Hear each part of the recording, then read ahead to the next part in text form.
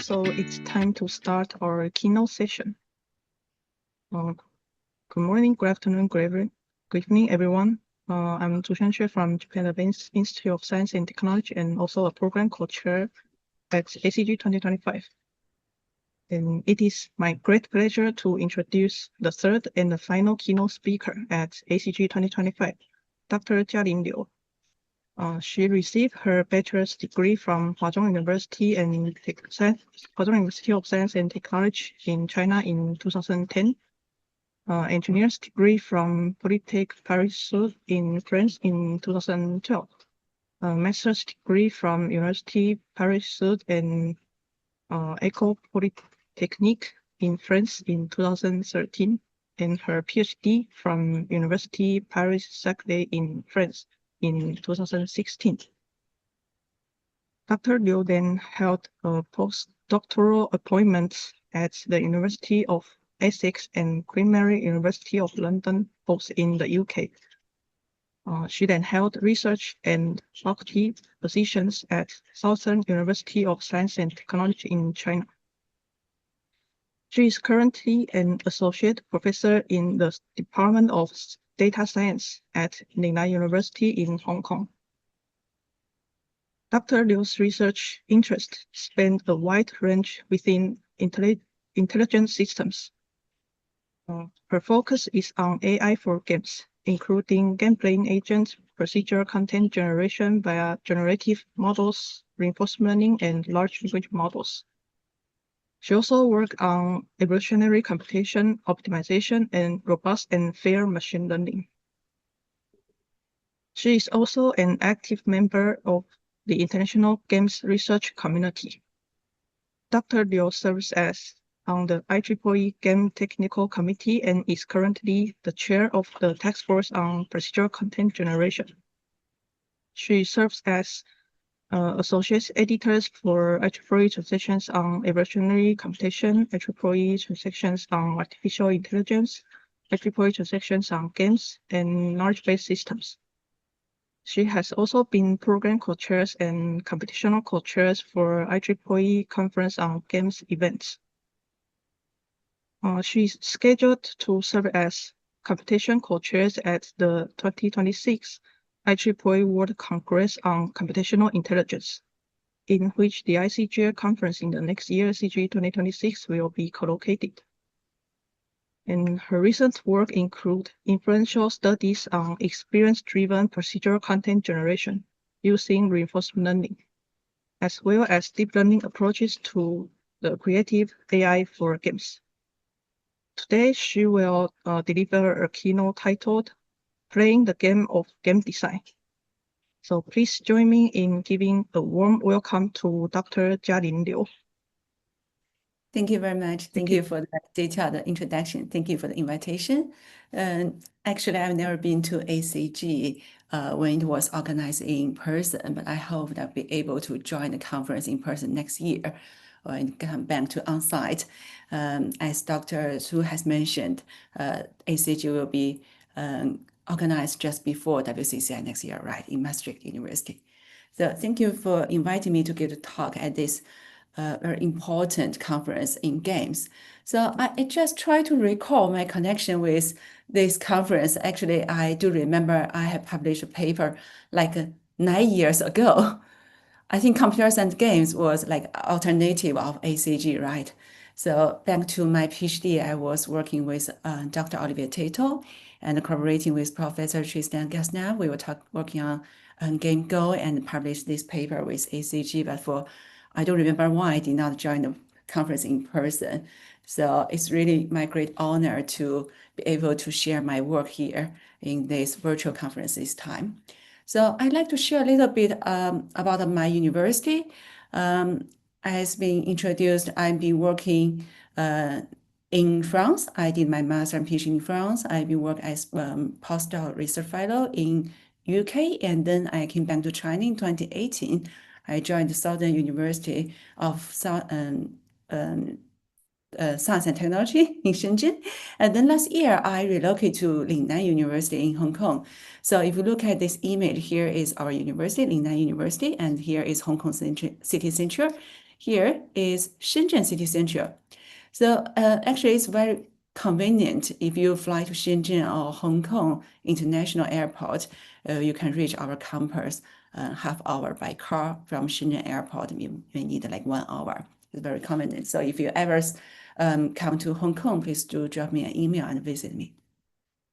So Lingnan University has a long history. It was established in 1888. It was very famous for arts, business, and social science. And last year, we established this new school of data science. Before I joined Lingnan University, as mentioned, I worked at Shenzhen. So at Sustack, I've created a team called Learning and Optimization Games. Here are my team members. Most of them are students, some research assistants, and admin people. So there we are interested in doing some fun research, not only in video games, but also using AI method for solving various real-world problems. So as I moved to Lingnan University, I'm creating a new team now. So I'm recruiting a few PhD students at Lingnan. So if you are interested in my work, please do drop me a CV. Actually, in 8 hours, I'm going to fly to Italy for ACI 2025. If you join ACI, maybe we can have a chat in person. So what we do at the LOG, Learning and Optimization Games team. So in the past few years, we were basically concentrated in procedural game content generation. Actually, besides generating video games, we are also trying to generate autonomous driving scenarios. And because I did a postdoc with Queen Mary, the team that is famous for general video game playing, we still continue on this direction. Besides games, we are also interested in applying AI methods for robot decision making. We're interested in combinatorial optimization problems, like vehicle routing problems, capacitated arc routing problems, dynamic scheduling. In the very recent years, since 2022, I think, we were very interested in fair machine learning, like training learning models. We are mitigating bias to a certain group of people. So I think it's not necessary to emphasize the importance of games in AI at this particular conference. And also I've joined the first keynote. I think the first speaker have already highlighted the importance of games as important benchmark challenges in AI, particularly choice. What I want to remind you here is that besides playing games, there are many challenges in designing games, and the techniques applied to designing games can be extended to other applications as well, and other research fields, and other domains like education and training.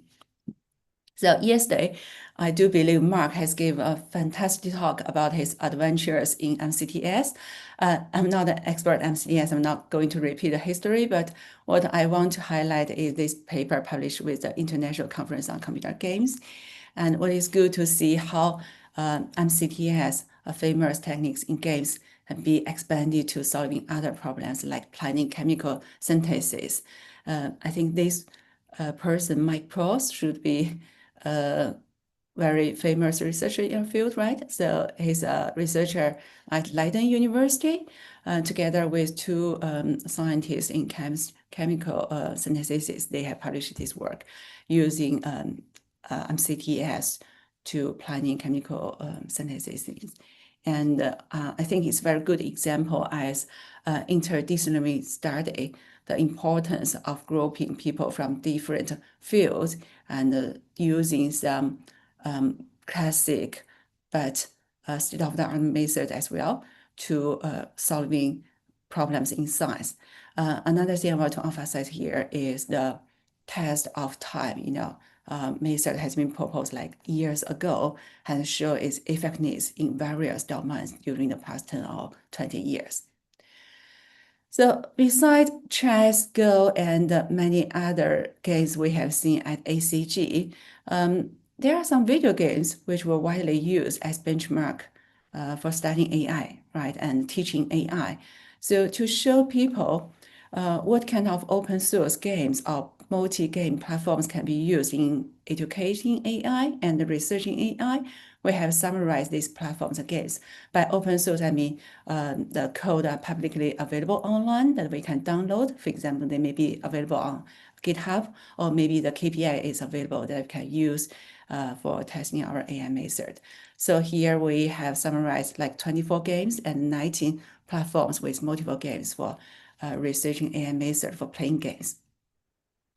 As I mentioned, I went back to China in 2018. So when I said I work on game AI, people always say, "Oh, are you working on like playing game Go, or are you designing AI agents for League of Legends?" They were always talking about playing games with AI, which drives me too crazy. Now it's quite frustrating. I'm trying to tell them always again and again, game AI does not equal to playing games with AI. Actually, there are some and many design problems as well, right? So in our paper, we have also summarized the games and platforms used for studying AI for designing games, like AI for tuning, method for tuning games, to tuning game agents for game balancing, and for game content generation particularly. So in this talk, I'm going to focus on procedural content generation. I'm not sure about the background of audience here. I'm familiar with PCG or not, so I'm going to give a very brief introduction to PCG. And then I'm going to use some examples, some works of my team to show you our roadmap in PCG, how we start from offline level generation to real-time level personalization. If we do have more time, and maybe I can share some recent progress in other direction as well. So I just want to highlight here the papers, the code, data, trained models, and experimental results of this talk are publicly available either on our group website or GitHub. If you cannot find it, please feel free to email me. Yeah. So when we talk about procedural content generation, I will bring the definition, borrow the definition from the book Procedural Content Generation in Games, co-authored by Noah, Julie, and Mark, like almost 10 years ago. So PCG is defined as an algorithmic creation of game content with limited or indirect user input. So again, by game content, we not only refer to the game levels, game mechs, but also refer to the game rules, narratives, face, characters, music, and all these interactive or non-interactive contents. So actually, game content types are multifaceted. When we're talking about how to generate game content, a traditional method could be solver-based, rule-based, and grammar-based method, which achieves the ability of generating content. And then later on, there are many people propose some search-based methods, particular evolution computation, for generating content of particular aims. For example, you can search for a game level and model some like quality of level, quality as computational reward or fitness value. Then you can evolve the levels. So EC methods have been widely used for generating game contents like levels and landscapes. However, it limits the type of contents that can be generated, and sometimes it could be slow, although we can specify the generation aim or design aim using the objective functions. So later on, there are many people applying machine learning methods for generating game content, particular game music, like characters, image, textures. Then with the help of machine learning, you can achieve real-time generation, zero-shot generation. Later on, there are people who combine evolution computation and machine learning to generate various game types with particular design aims and constraint satisfaction. So there are many books and survey papers that have comprehensively reviewed the PCG method. So if you read the books and surveys, you may find that several subgroups in detail. I just briefly summarize into these groups. Arguably, it's my personal statement. I'm not sure it's correct. I'm not sure if our community agree with me. I do think the objective of content generation has evolved from capable of generating to optimal generation or controllable generation to real-time zero-shot or multifaceted generation, and now to diverse content generation and human-centered content generation or experience-driven content generation. So people may have different opinion than me, but it's just a personal statement. To show you some examples of generating game contents with machine learning and evolutionary computation method, I'm going to use Super Mario Bros. As example, this very classic game that has been used for starting playing agent and designing agent. Some people tell me that Super Mario is very old, but actually years ago, when I still have time to play games, I really enjoy playing Rayman Legends. It's another famous platformer games. I do believe that PCG method that apply to Super Mario's can be used to generate other platformer games as well. So to introduce you how to generate Super Mario Bros. Levels with machine learning and EC methods, let's look at the level designed by human. So this is a level seen and played by players. If you do play this game before, what you have seen is a game frame. It's not an entire game, but actually an entire game level is an image like this, or maybe longer than this, okay? So this level is composed by two parts. One is functional items, the item that you can interact with. Okay, interactive with. That's something we are going to generate. The second part is the non-functional background. It's like repeated patterns of this cloud and mountain that you are not able to interact with. So we just ignore this part. We are going to generate the functional items. Then we're not going to generate the image directly. So for every game frame, it's composed by some units, some tiles of the same size.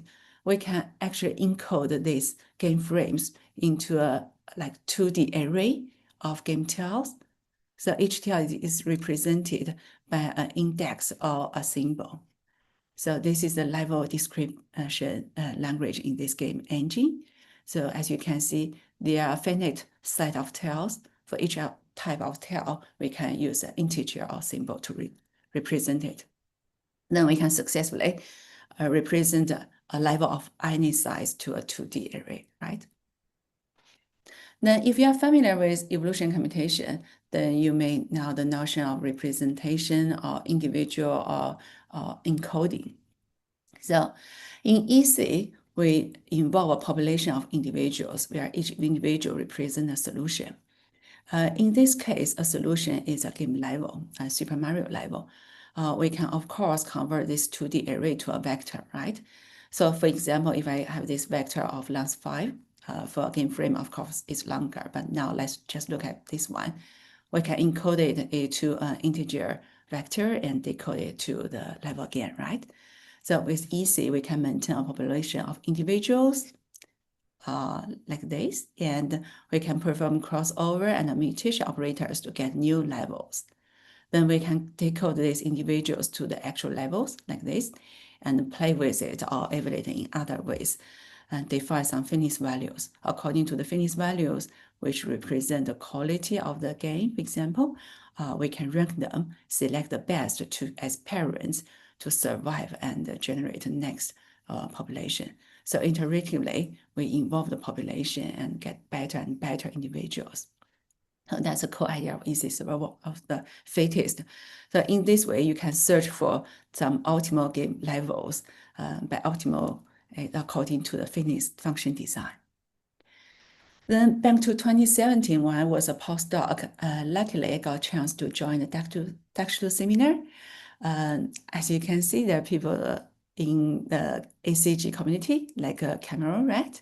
There are a few people there stay in this shadow for like 4 or 5 days to discuss about new ideas in AI-driven game design. So this person, Sebastian Risi, I think it was him who proposed that how about generating game levels with generative adversarial network? Back to 2017, it was really famous, you know. If a game can generate good image, why not using it to generate game levels? So at that Dr. seminar, we came up with this idea. Instead of training a generator to generate the pixel-based image, we're trying to generate this tile-based representation, okay? So actually, I think we have used the human-generated levels as training data, but we encoded as this 2D array. So after training a generator that is able to procedurally generate this fit to similar to real levels, we were very happy. It's like first step, and then later we think about, okay, how about generating some levels satisfying particular aims? Then here comes the idea of evolving Latin vectors for particular goals. So actually, after we train a generator, given some Latin vector as input, we can get some fixed samples represented as these 2D arrays, right? But with the encoding table we have shown, we can decode it as a game level and play it. That means if we input different Latin vector to the trained generator, we can get different levels. So we can search in the Latin space, we can search for particular Latin vector that can be used to generate levels with particular characteristics or satisfying particular aims. Then in this work, we have used CMES to search in the Latin space. And when we evaluate the generated levels, basically we simulate games with A-star agent to check if the game is playable and also the time used for finishing the game. The Dakshu seminar was held in November or December 2017, I think. Then in January 2018, we submitted to GAGO, and luckily won the Best Paper Award at that year. We were really surprised and happy to see the result. And even more surprise come later, our work has been reported by Science magazine. I always talk to my students, like joking with them that I will never be able to publish a paper in Science, probably, but it's still good to be reported, right? So I show this work to my student. Then two of my students really love this work. They play with the code. So actually the code was available, is still available on GitHub. If you're interested, please do feel free to download and play with it. So these two students are very interested in this work. They download the code, they play with it, and notice something wrong. Say, okay, although we are able to generate some levels, which looks briefly okay, but if you go into details, you may notify some defects in levels. Because of the tile-based representation, the items, the tiles, are not defective, However, like paths, which are composed by several tiles, may be defective. See, so that's not ideal. We still need to manually fix these wrong tabs. So these two students, they were doing final year project. They say, oh, I want to fix this. I want to fully automate the process. Then they came up with the idea of combining evolution computation and machine learning again. They say, how about we train a neural network to learn the correlation among these tiles, between this tile and some surrounding tiles. So the neural network will determine if a tile is wrong or replaceable. What does it mean by wrong tiles? For example, here, we should not observe a tile piece of pipe in this breakable wall, right? So this one is identified as a wrong tile. But like here, it could be an enemy, it could be a coin, it could be empty. It's not wrong, but the tile can be replaceable. So that's what does mean by wrong tiles and replaceable tiles. So after training a neural network that can determine wrong tiles and replaceable tiles, we can use genetic algorithms to search for alternatives to replace the wrong tiles. To remember that we only have a fixed set of possible tile types, right? So we can use a GA to search for the alternatives. And again, using the neural network to determine if the replaced tile is correct or not. So maybe we can look at this video together. So iteratively, the wrong tiles are fixed. So in this video, it can be played again, guys. Let me try again. So the wrong tiles are highlighted in red color and replaceable tiles are highlighted in blue color. So iteratively, you can see there are fewer and fewer red color tiles, highlighted tiles. That means our level is fixed after 8 generations. Of course, the number of generations depend on various things like number of round tails and also population size. So anyway, it was a good example of combining machine learning and evolution computation. And luckily, they published the work with CEC. So those are two examples showing how we combine evolution computation and machine learning for generating game contents using Super Mario as example. Now I'm going to show you how we move from offline level generation to real-time online level generation in the past few years, using Super Mario again as example. So the work I've shown before, this slide, I don't know if you have noticed or not, actually we train a generator to generate level segments. Then we can combine the segments to compose a whole level, right? Then the player will play the level won't be changed during game playing. Then we think about, different players has different preference and skill depths. How about we generate game levels in real time? So for Super Mario, this particular game, you only see the game frame, the same size as game screen, right? Your computer screen as a fixed size. Then you move forward and see the rest of the level. So by offline generation, we generate the whole level, then you play it. For online generation, how about we will play this level, this first frame, the second and third frame will be generated while we are playing, considering previous level segment. That's what we are trying to do here. So again, we don't care about this non-functional background. We're trying to generate this interactive contents. How to do it? Then intuitively, we think about reinforcement learning. I think audience of this conference are quite familiar with reinforcement learning, but in your case, maybe you're using RL as a playing agent. For example, giving this game screen as game state, this game frame, and current game score or win-lose. RL agent will return action, playing action like a jump, left, right, fair, or something else, right?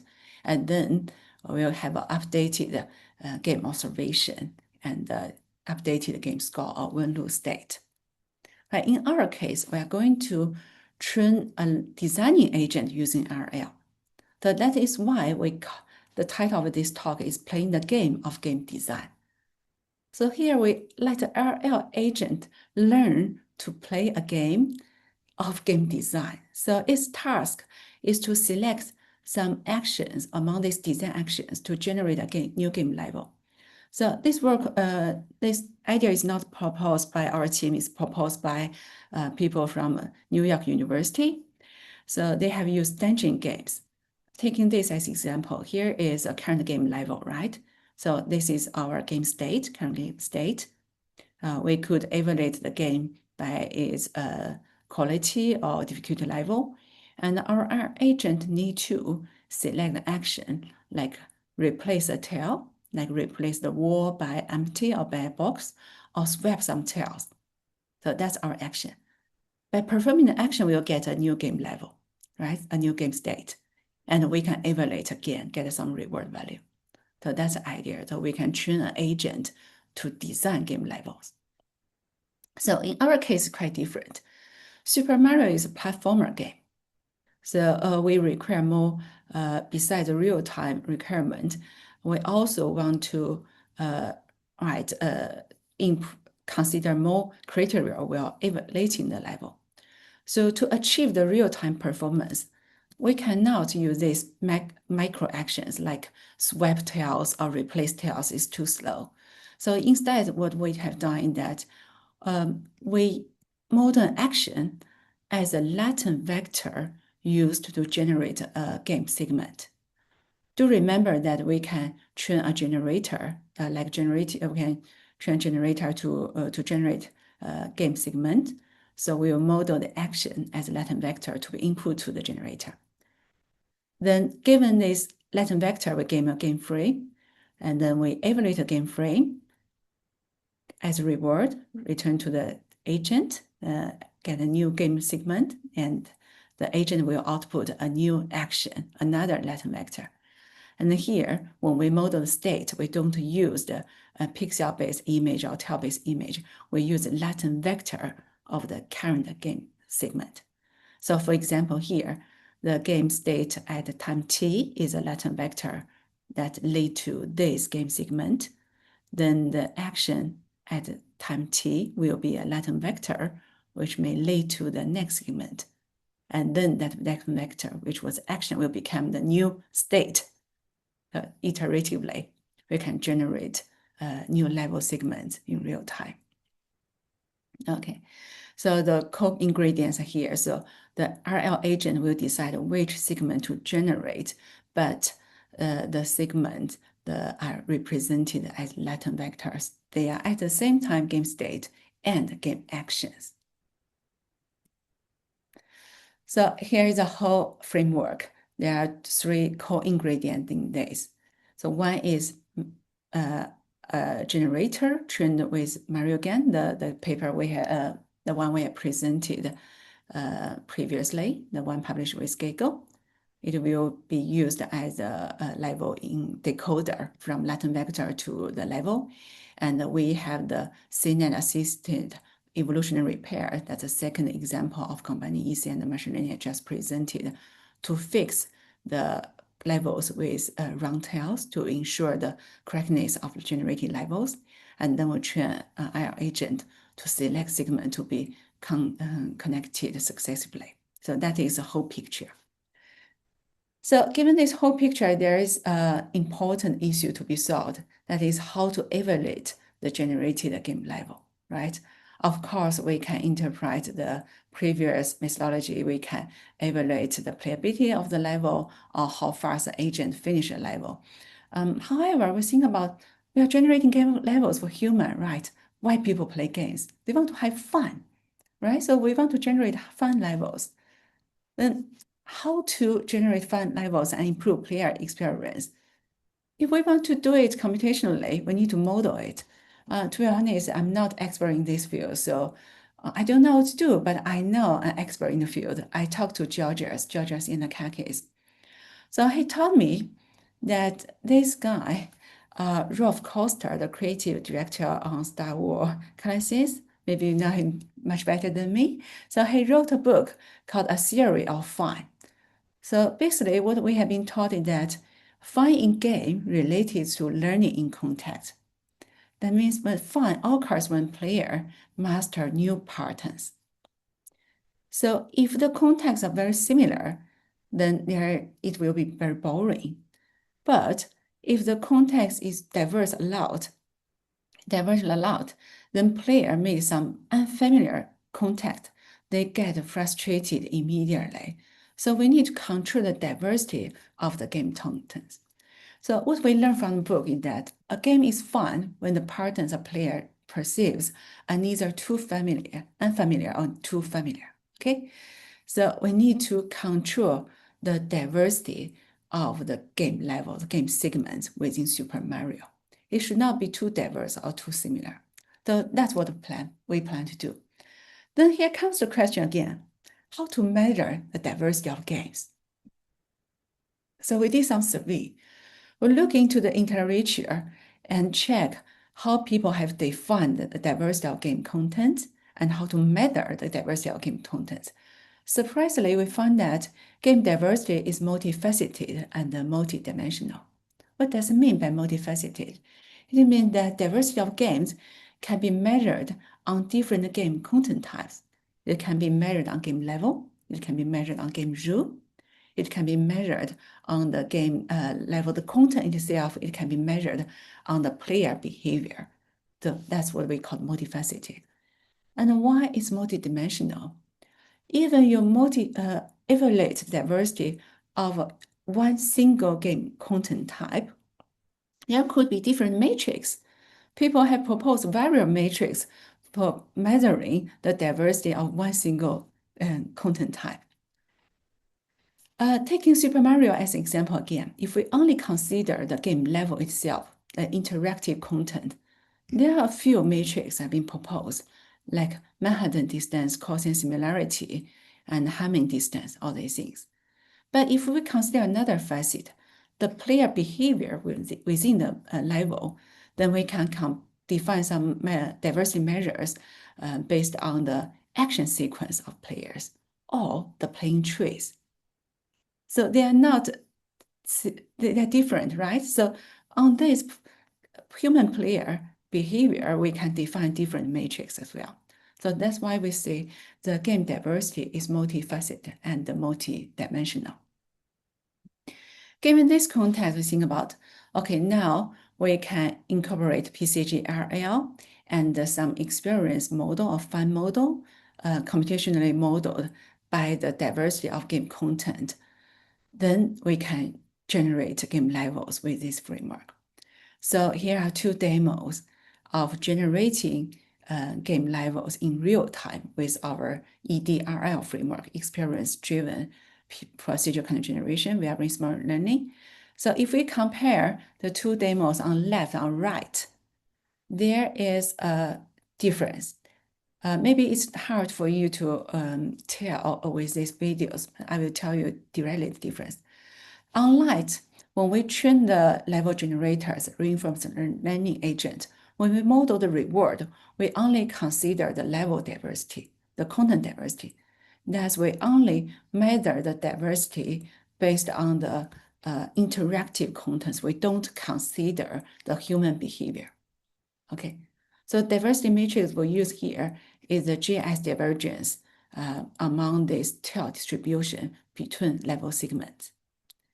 The details can be found in the paper cited here. The matrix was proposed by Simon and Vanessa a few years ago. The demo on right was showing the levels generated by an AI agent trained using a reward function considering the level diversity and the behavior-based gameplay diversity. So for this behavior-based gameplay diversity, we consider the player playing trace in the game segments. And for this play trace, we use the dynamic time mapping to measure the divergence among game trace. So we want to maximize at the same time the level diversity and behavior-based gameplay diversity. Of course, I mentioned before, there are several diversity measures have been proposed in literature. You can use different ones, but here we select those two as representative measures for level diversity and gameplay diversity.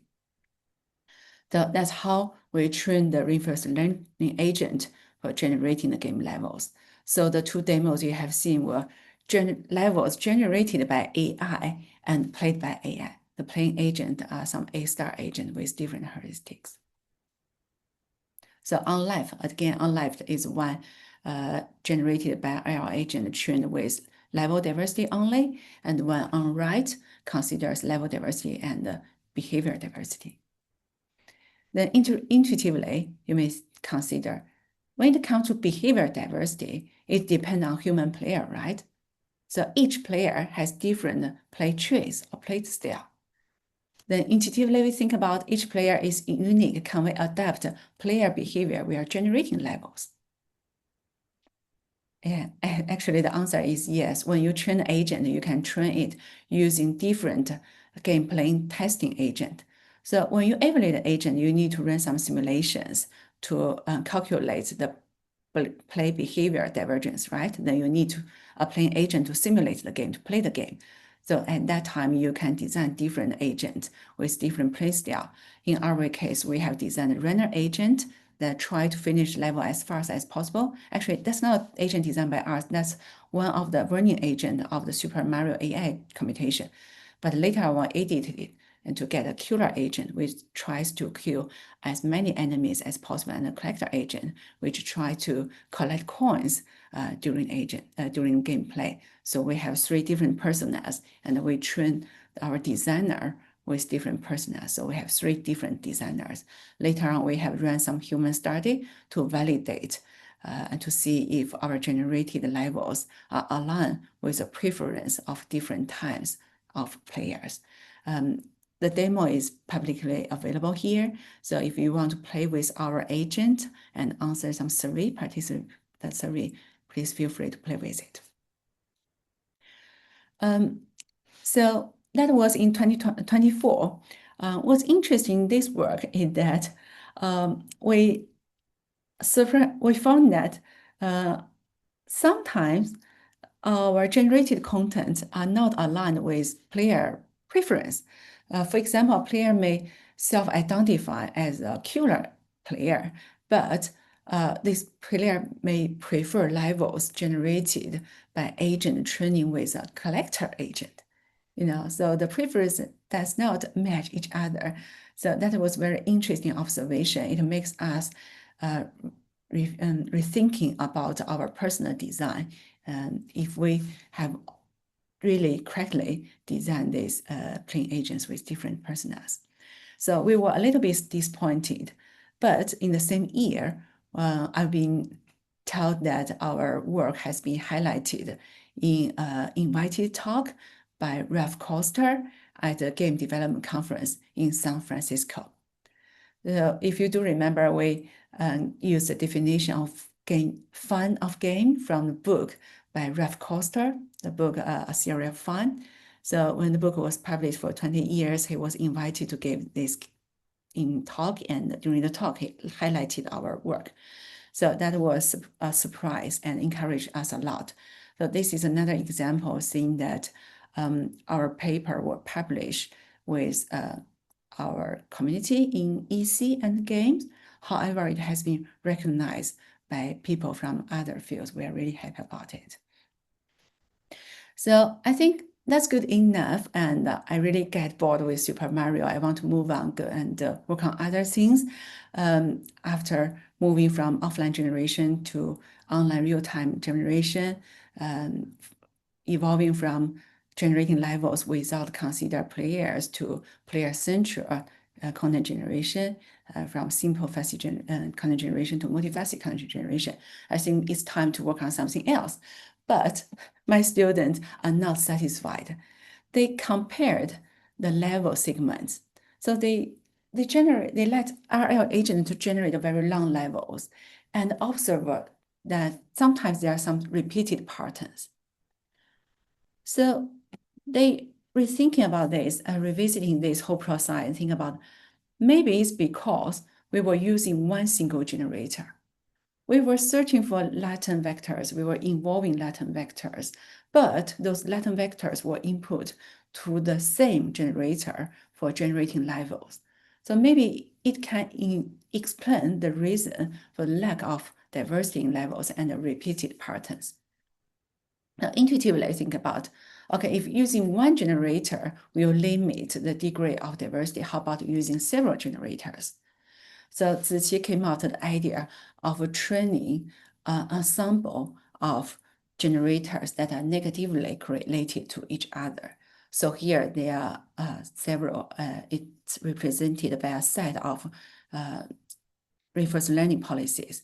But in addition to this, we need to train another policy to select among these generators, these designers. By negatively correlated to each other, we introduce this correlation regularization to control it. So it ends up that we really got some levels with less repeated patterns. Although for human player, for me, I think there are too many, diverse patterns, but you can really control the degree of diversity using the reward model. That means instead of maximizing the reward, you can control the degree, try to optimize the reward value to a certain value. So it just visually, we think that within this new framework, there is negatively correlated ensemble reinforcement learning framework, the game is more diverse than before, although to be honest, I don't really like this game level. Then one member of my, so this is my student, Chu-Hsuan. He does not work on game before. He did not work on games. He worked on multi-object optimization. He was very interested in fair machine learning. So I apply multi-object optimization method for training fair machine learning models. But when he discussed with Ziqi, they're in the same team, of course, we discussed about research and he read the paper and he observed that there is a clear, well-spread parental front by varying the regularization coefficient, which control the byte weight. So by this, they say, okay, maybe different game designers have different preference. So when you consider different diversity matrix, right?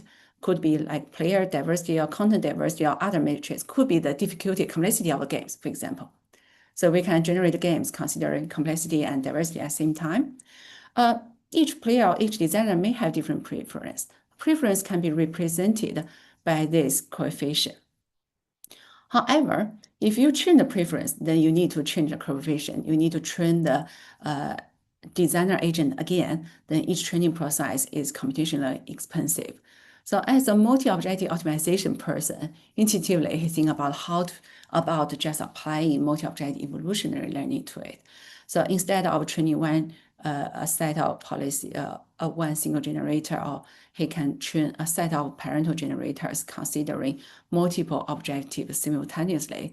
But instead of using a weighted sum as a reward, he will take care of the multiple objectives using parental relationship. Yeah. So for example, here, he scaled the diversity, so the F should be smaller, the better, because he just used 1 minus the diversity value. So as we can see that this generator 2, for example, it has low content diversity, but high behavior diversity. And for generator 3, you have high content diversity, but low behavior diversity, and something in between. So with one single train, you can have different generators with different trade-off. Then for player or designer, you can select the one you prefer to use, or you can combine them with some ensemble method later on. But this one was offline generation, was not online generation. Then another student in my team think about, okay, then how about using the online generation? So she recently published this work, multi-object TCG via reinforcement learning. So the ideas are quite similar. A difference compared to previous work in that we can generate content in an online manner based on the real-time experience. Again, the code and the result are publicly available on GitHub. The GitHub link is in the paper. Yeah. So I spent much time with Super Mario, but still I like to show you this demo. It's worked by ACG a few years ago, but I do love this one. You may want to decrease a little bit the volume. Your speaker.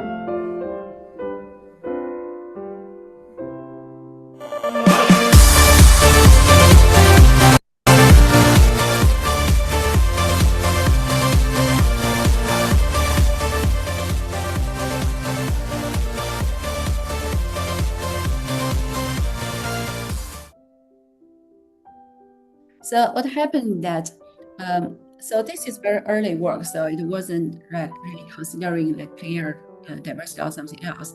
The difference that on left, compared to on right, is that on right, we input the music, we are generating levels. So I just stop it because it's a little bit noisy. So when the music changed, as you can see, there are more and more segments with some jumping requirements, right? So when the music becomes smooth, there are more flat ground, though the agent does not necessarily need to jump. So this example of generating levels from music, that was then like 4 years ago, 3 or 4 years ago. So that's a nice example. Finally, is the multi-modal generation, like generating games via LLMs. So instead of generating games levels alone, we can generate game levels and rules together. So in this work, we have used GVG AI games as example. Due to the time limit, I will just skip this one. I just want to say that in the past, like 4 or 5 years, 5 or 6 years, we have been working on real-time online generation considering player experience and try to consider instead of generating game levels alone, try to generate game levels and rules and other facets as well. Although there's limited time, I still want to move to here. Is the next step, future work. So Professor Van den Henry has talked about future work, right? So one thing is the cooperative creativity. So it's not my own idea. I think the whole community agreed that we need to incorporate human ideas in the designing process. By human, not only mean the human players, but also human designers. So it's not just about computationally model their needs, their requirements in some reward function or fitness function, but also providing some interactive tools to enhance the design experience. In this talk, I've presented several work. One of is DDRL, one is more MOPCG-RL, MOPCG and LM for GVG AI, which I did not detail. Just want to show you that we have why it's not playing? Introducing We have PCG.NET, implemented a an platform for interactive procedural platform content generation to using show multiple how to experts. generate game This levels platform consists of using parts, our areas. MOPCG So and here is a DDRL, link. MOPCG-RL, So and if you're LLM, interested in the GVGI. frameworks First, that I have we'll introduce presented here so MOPCG. far, In please feel free MOPCG, to go to there the are several webpage and pre-trained models experience. focused on different So for objectives, example, this is such as MOPCG. gameplay We and can level select the trained diversity. models and Users generate can level select segment, models based on their and we can play preferences. the level segment levels. We can play After levels that, by ourselves. users can You can use generate controller or game-level keyboard. segments. You can also use AI agents to play the game levels. We have this runner agent, Results will collector be agent, displayed in the and selection it menu. also allow you to edit the code. Diversity I and mean, write your playability are then own evaluated agent for and testing the displayed games. in the test So results besides panel. generating game levels with our generator, you can Based also on the revise the generated game level levels with this segments, panel. we can conduct human testing. So you To can evaluate edit their it and you can playability. test again and you can evaluate the playability and we can use diversity of the agent-based generated testing. levels. You There can are visualize the three play types of trace as agents: well. You can save the runner, data. killer, and user-defined agents. So the panel we have seen that the user-defined agent. You can modify the generated level. So in the panel, you can write the code. You can read the code and After recompile making the program. modifications, Yeah. click the So it's publicly available, so I don't have time to finish this video. If you're interested, we can come back later. The other direction we have been working on in the past 2 years is procedure content generation for safe AI, particularly in the driving scenario. We develop a whole framework and pipeline for generating diverse driving scenarios for testing autonomous driving systems. And our pipeline, our framework have been used in Color, Smart, and S-Mini. We just published this paper a few days ago. I think a few days ago it is publicly available online. We have another work. We also implemented the tools and a review, so I'm not sharing here, but I hope to be able to share with you more about it in the future. And what I want to highlight here is that Wenxing has worked a lot on the pipeline. He can generate not only the road structure, the whole road network, but also the transportation rules and surroundings, all these things. Then there was some primary attempt of room layout generation as well. It was like 2 or 3 years ago, but we did not continue in this direction. If you're interested, we feel free to join. Now, don't have time, but still LM games. We have worked on using implementing a platform for evaluating LLMs with GVG games. So this is work led by researchers in New York University, and also has worked on this platform for generating GVG supported games with LLMs. So here we can use LLMs for generating game rules and levels, and you can manually edit it. You can play the generated games with keyboard or controllers, can evaluate the game and save some result.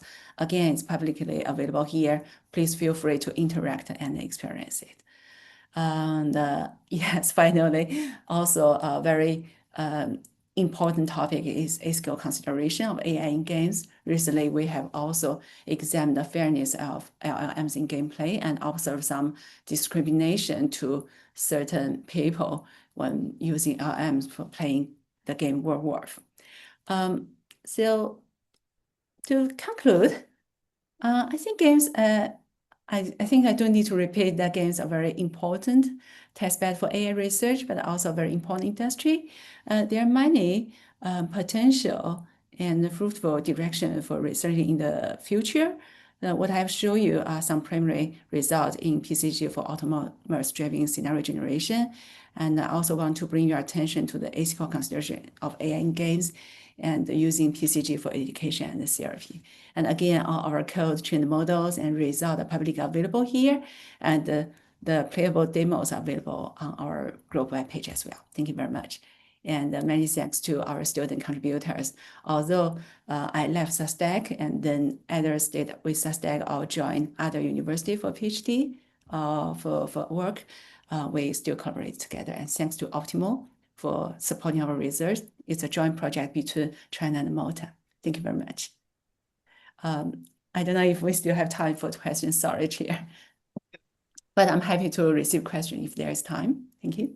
Yeah, thank you, Jialin, for this very fantastic talk. And it's perfectly solved my, I was curious why it is called playing the game of game design. And it was totally addressed in the talk. So very interesting and very insightful. Thank you.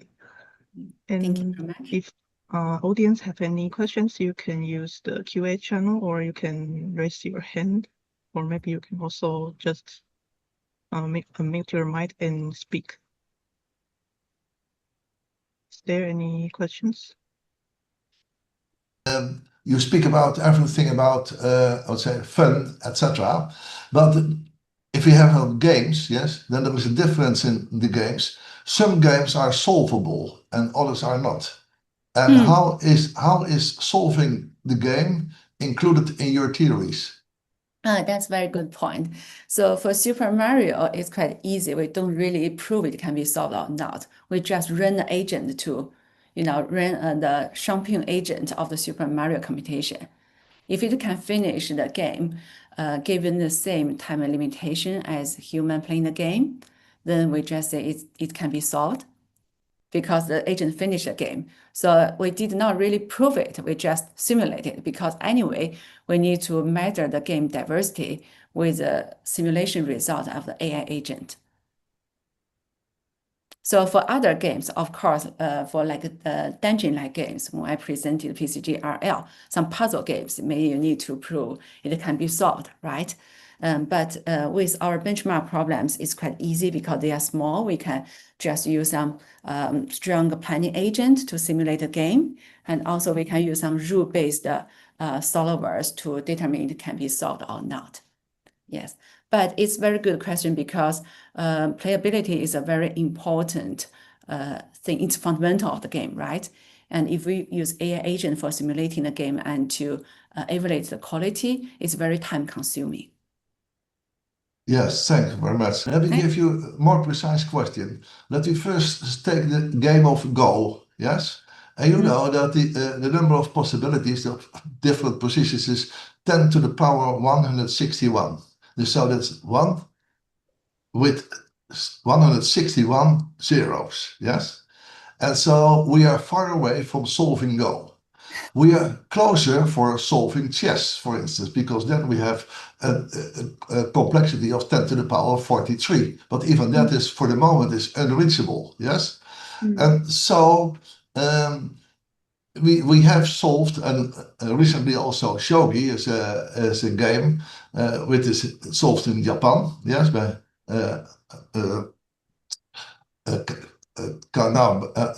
I forgot his name here now, but I know him.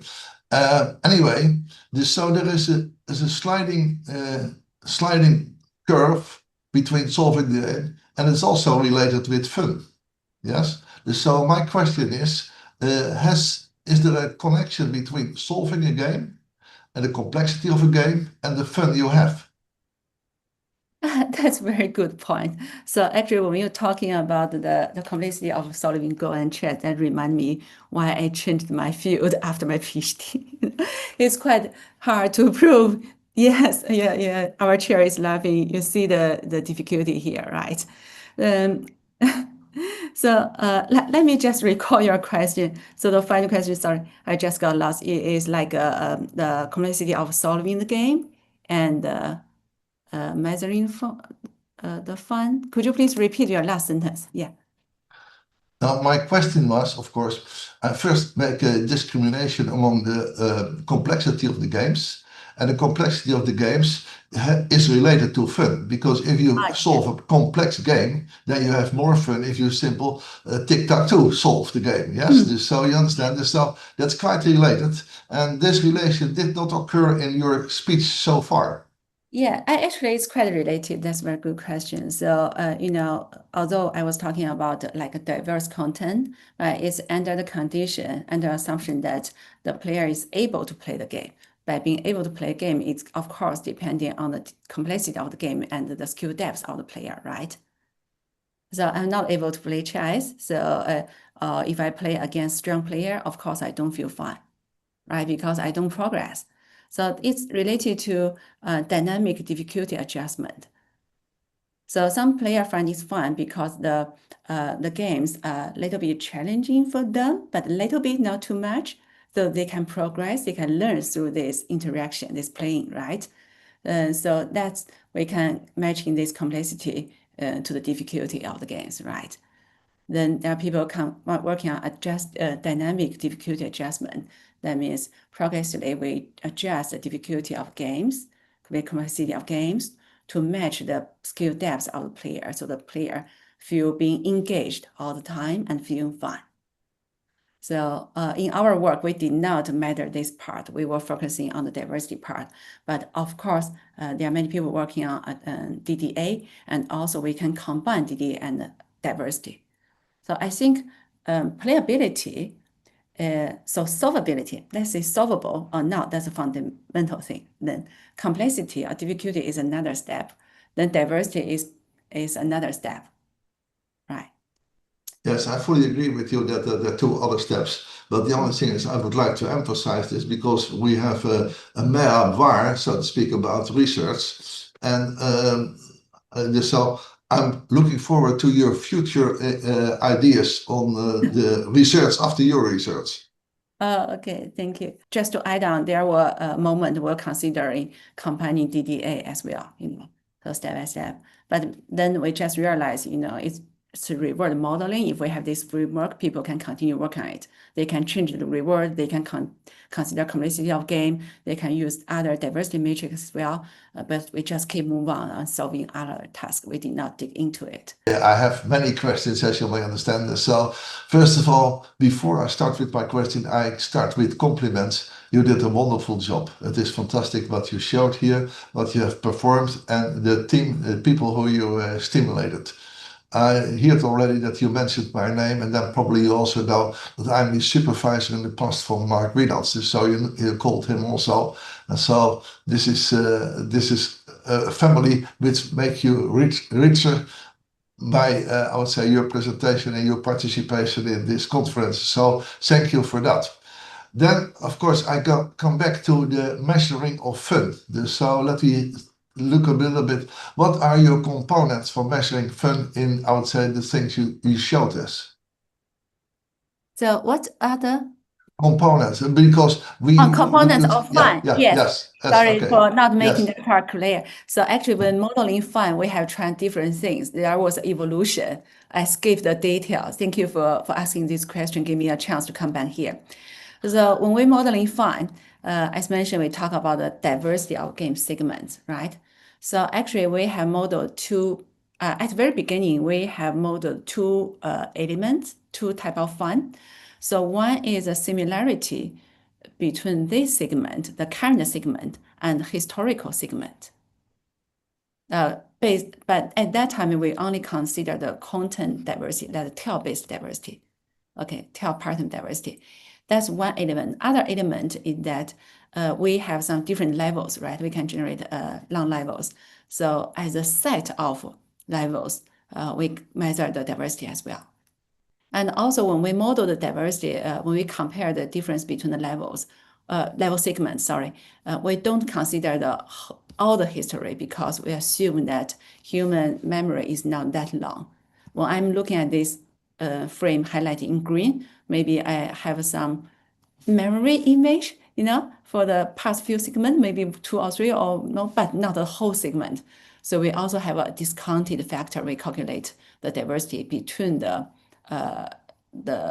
content segments. So when I talk about the content diversity, tail-based diversity is this one. So it's like a just divergence between the distribution of these tail patterns. So it has nothing to do with player. It's just the content itself. And the matrix was proposed in this paper. we modified it a little bit. And then later on, when we try to incorporate player diversity, player behavior diversity, again, there are many metrics have been proposed in literature as we have reviewed in this paper. We have the detailed formulas and citation as well. But among those, we select one as example is the play trace diversity. So we look at the positions of the players in the levels and measure the diversity between the play trace. And to measure diversity between play trace, we use this dynamic time wrapping, which can support comparing sequence of different lengths. So the detailed formulas can be found in the paper as well. So in that work, we consider both content diversity and this gameplay diversity. But in the work before 2024, we consider them as a weighted sum of both. So we use a coefficient to control them. And yes, so for this work as well, for these demos, we were using the same fun model for this as well. Yeah. Not sure if I answered your question. Yes, you give opening to more discussion, of course, on the play, because the variety, you said you make the difference between boring and fun. Yes, I mean, this the optimal point, but the diversity among the players, among the intelligence of the players is wide. Yes, and so in fact you restrict yourself to the, now not to the academic one, but to the, I would say, intellectual one with an IQ of, let's say, and I could say around 100 or around 110 or whatever. Or have you any idea to which group your theory is applicable? No, no idea at all. No idea at all. And also, I think this definition of fun here, which like boring or diverse thing, are quite subjective. I mean, it depends on people. Yes. And also, I don't think one single metric or a mathematical model can represent fun, right? I think there are many people, there are people working on BCI and like psychology or human study. Yes, Fun in various ways. But I lack such expertise. I don't have such background knowledge. That is one of the reasons I joined Lin-Nan University, try to get a chance to collaborate with more people in design and in art. So that's something I want to work on in the future. I don't really have a clear answer to this actually. I predict for you that you have a bright future still in front of you. You have already made everything what is, I would say, achievable, but there is even more. And I wish you much success in your further career. And I hope to see you next year in Maastricht, as I understand it well. Thank you. Thank you very much. Actually, I visited Leiden University earlier this year for a PhD defense. It's a pity that we did not meet. Maybe see you next year in Maastricht. Okay. Of course, certainly we'll see each other. Thank you very much. Okay. Thank you. Thank you. Thank you once more. Thank you. And maybe we'll see each other at ACI. So we are organizing this workshop. So yes, I have seen. I started ACI. I was last year in the ACI. I had a speech there also, an invited one. But this year I was overwhelmed because I go soon, as some people know, to Japan for the JICE conference, and so that is a little bit. Just my agenda was overloading, but this conference for me was a very important one. Because I would say, one of the founders of the ICGA. Yes, of course. Yeah. So maybe, so maybe see you at Maastricht next year, and maybe that would be not maybe actually that would be my first trip to ACG. Although I published with ACG like 10 years ago, that'll be a lot of fun next year. Okay, thank you, thank you. Thank you very much. Thank you for inviting me. Thank Jialin again for this great talk, and also thank Yap for the questions.